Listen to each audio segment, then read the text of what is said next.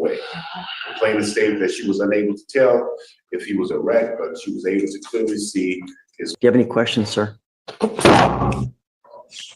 No fucking nerves!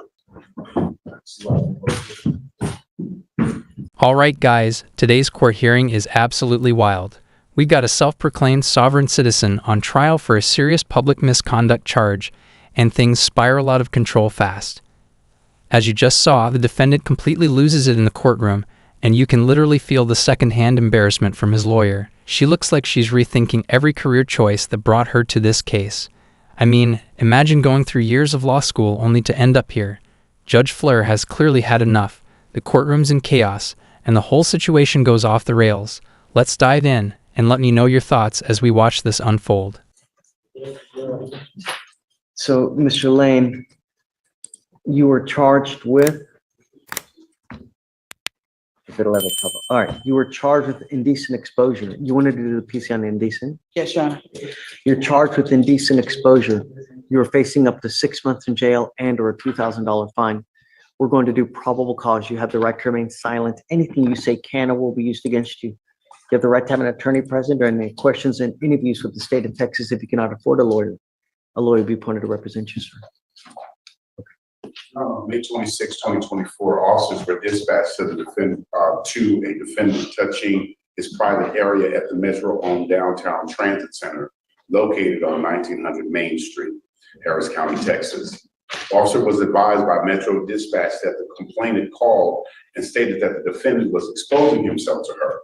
The complainant told officers that the defendant was a black male in a blue hoodie and boarded a Metro bus, and then ultimately pointed the bus that he had boarded.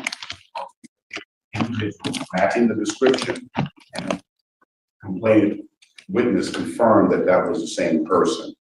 Complainant stated that the defendant followed her from across the street, pulled out his penis, and started exposing it to her and looking at her. She further stated that the defendant began stroking his penis back and forth with his hands, looking at her without speaking, approximately 5 to 10 feet away. The plaintiff stated that she was unable to tell if he was erect, but she was able to clearly see his penis as he was stroking. Your Honor, after speaking with my client, the officers approached 2 males. I have to wait on body cam to see what the other male looked like, but my client's saying that wasn't him. He just. I mean, I don't know. I think that there's probable cause to go forward now. Mr. Lane.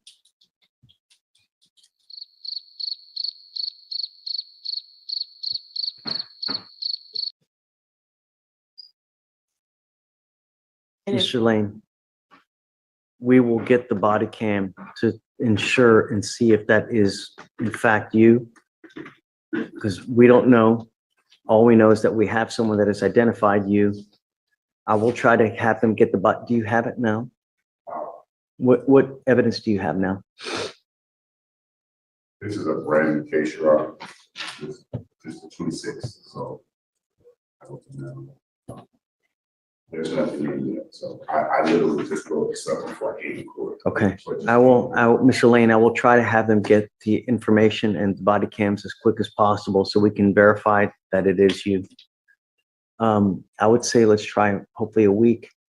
The problem is that I can't give you a PR bond because you continue to take off on us. I had your evading arrest at 7503 because we can't get you here. So, okay. Do you have any questions, sir? No fucking nerves!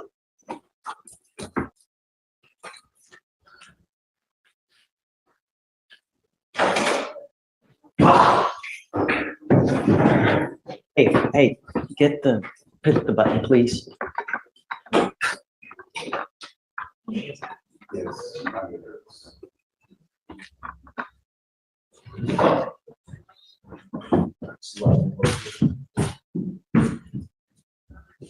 Now you start with that. I was in New York.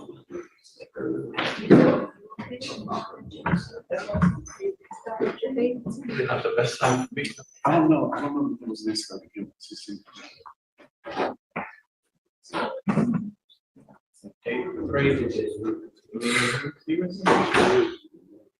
All right. Same thing happened down there with me. That was, no, Ms. Hayes, can we have him evaluated, please? On his previous case, Your Honor, his first case in your court, he was already set for a mental health evaluation, but he absconded. He's homeless. He's, So, the look that he was giving us, that was, did you see me eyeing you to? yes, I moved over, yes. well, you see where I can't, you see? Yeah. He's pretty coherent when I'm speaking with him, but I've seen the episode I just- coming about.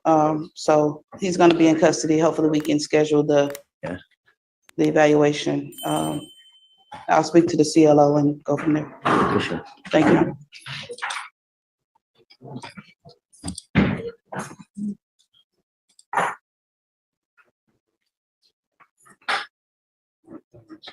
That was easily one of the wildest courtroom moments I've seen in a long time.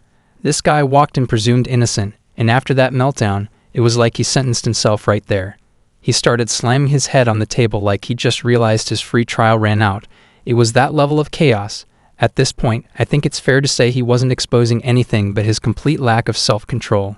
And shout out to the attorney. She backed away so smoothly, like she knew her client was about to go full meltdown mode. You could see it in her face. She was mentally halfway through and I regret to inform you that I can no longer represent you email. Anyway, let's jump into the next hearing, where Judge Boyd is not having it. She goes in on everyone for talking over her, while she's just trying to call up the cases. It's courtroom drama at its finest. If you are in the box, do not talk to your client while we're on the record. How do you know we're on the record? Because I call the style of the case. I keep saying that. And what I keep saying is, I don't understand when we're not on the record, everybody just sits there and don't talk to anybody. And the minute we get on the record, that's when everybody wants to have a conversation. I have patience in my pocket, but slowly but surely that patience is going to wear out. Everyone who's on the trial docket, if you are on the trial docket, you need to have the court coordinator or the clerk pull your file so I can let you know when you can be back here for trial, because we're not going to do this thing where everybody is rushing up here at 12 o'clock when we're actually taking our lunch at 12, because the prosecutors need a break at 12. The staff needs a break at 12. The court reporter who's been taking down everything that everyone's been saying needs their break. The probation officer needs their break. And do not approach the coordinator or the clerk when we're on the record. Again, how do you know we're on the record? Because I call the style of the case. Now, I hope everybody understands. I've got to say, I've never seen Judge Boyd lose her cool like that before, so it definitely caught me off guard. But honestly, I get it. Just imagine trying to run a courtroom while a bunch of lawyers are rushing the bench like it's a big sale, and you're just trying to make it through the morning. Judges have to keep things under control, and under Rule 3.5 of the American Bar Association's model rules, lawyers aren't supposed to disrupt proceedings like that. So yeah, I totally understand why she had to put a stop to it quickly. But before we wrap up, let's go back to our sovereign citizen of the day who tried to turn his forehead into a gavel. Sir, that's not how you win a legal argument. That's how you end up with serious consequences. And just a reminder, behaving like that in court won't just give you a headache, it can lead to a contempt charge, which means fines or even jail time. So as wild as it is to watch, don't try it unless you want to spend some time in holding. If you enjoyed the video, make sure to hit that like button and subscribe for more courtroom drama. And let me know in the comments, was Judge Boyd justified or did she go a little too far? Appreciate you all for watching. Take care and I'll see you in the next one.